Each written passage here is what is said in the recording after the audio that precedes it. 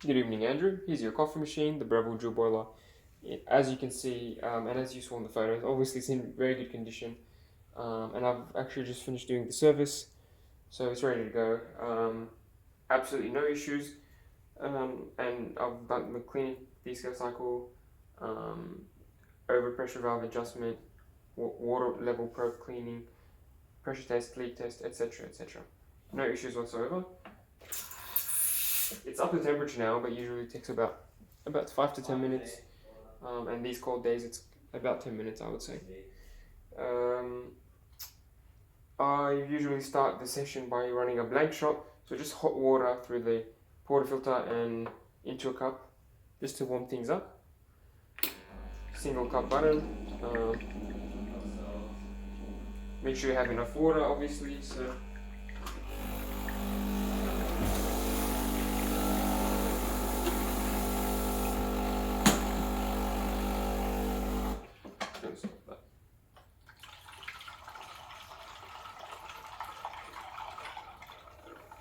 Okay.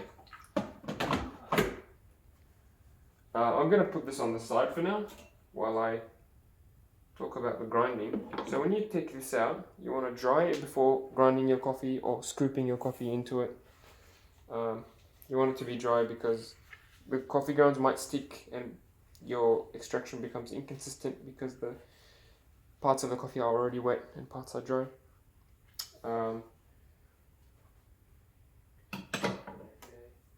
These baskets are actually the double wall baskets. So I've already ground into this portafilter, was obviously the machines.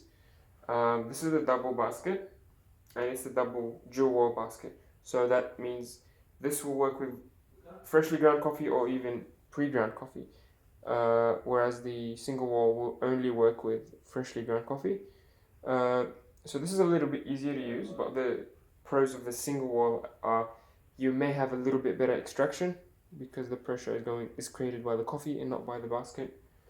But I'll let you judge that because a lot of the coffee machines already have dual wall baskets. So that's something to think about. I have dosed about 18 grams into this basket here. So if you have a scale, usually I recommend using that scale, but if you don't, this is about the depth that you want to temp. If you are scooping your own coffee or grinding your own coffee manually, this is about the depth. As deep as this silver part on the tamper is how deep you want your coffee to be. Make sure your tamper is nice and flat. Clean the edges here and lock it in. Make sure it's at least at 6 o'clock position. Don't try to force it. If it's already tight at 6 o'clock, keep it at 6 o'clock. But yeah, you have to put some pressure on it so that it obviously puts pressure on the machine. I'm going to dump this out. And I'm going to use my scale here to measure the dose that I get. So sorry, the dose in is about 18 grams. The dose out should be double of 18, so about 36 grams. I'll press the 2 cup button and let it go. So 2 things I'm looking for: the speed of the coffee, how quickly it comes out, and the pressure. I want the pressure to be in the grey zone.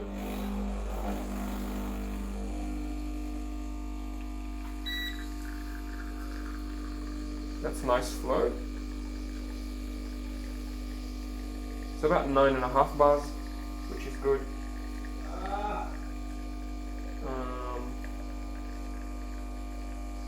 So it's about 20 seconds.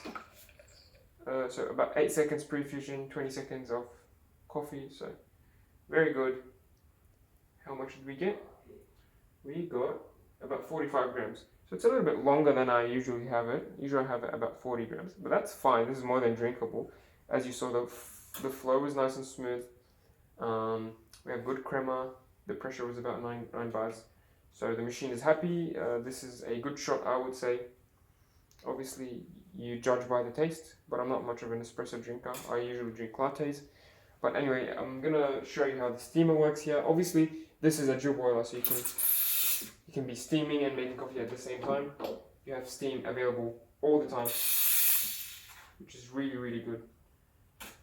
If you do a lot of coffees, or if you drink a lot of latte-based, milk-based espresso drinks, I'm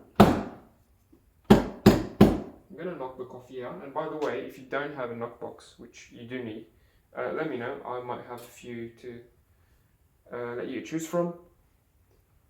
But anyway, you do need a knock box.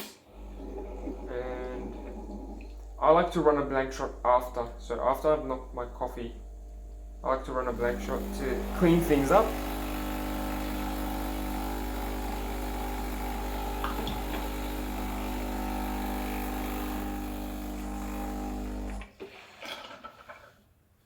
And then I'm going to put the handle in, let it pressurize. And now it's pretty much done like a cleaning cycle, rinse cycle, which is good. It removed most of the oils and the coffee grounds from the grip head and shower screen. And yeah, the group head seal is nice and healthy. I don't think it needs changing anytime soon. I had a look at it. It's still very tight, I would say, as in good tight. So usually when they get really worn out, this handle goes all the way to the right, but it's not doing that. Yeah, it's really holding the seal very well. Yeah, so that's an espresso shot. Yeah, as I was saying, with the drill boiler you could steam and obviously make coffee at the same time, which is nifty. And the steam power on this one is very, very powerful. It's actually the most powerful I've seen on a Breville machine. It's more powerful than their automatic Oracle machine, and it gets really, really good latte art on this one. So it's really easy to use because it's got, I think, 3 holes here,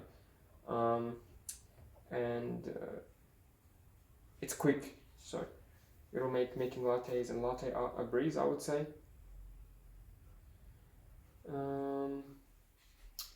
Yeah, not much to say. There's a hot water tap here if you wanted to make long black Americano coffee.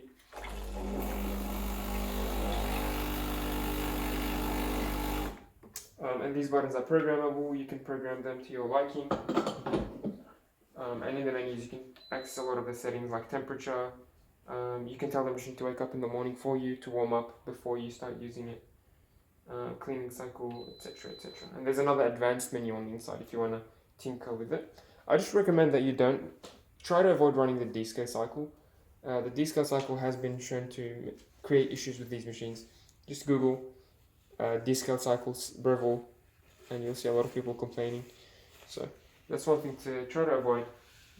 You can clear the message if you ever get the message, or you can try to run the cycle if you wanted to do it at your own risk. It may or may not break your machine. Yeah, so hopefully this video has shown you at least a little bit how to use this machine. And if you have any questions or issues, feel free to message me. Of course, this has the 1-month warranty that I've mentioned, so any issues in the next month, just let me know. I'm more than happy to help you and troubleshoot any issues. And I'll see you soon. Cheers.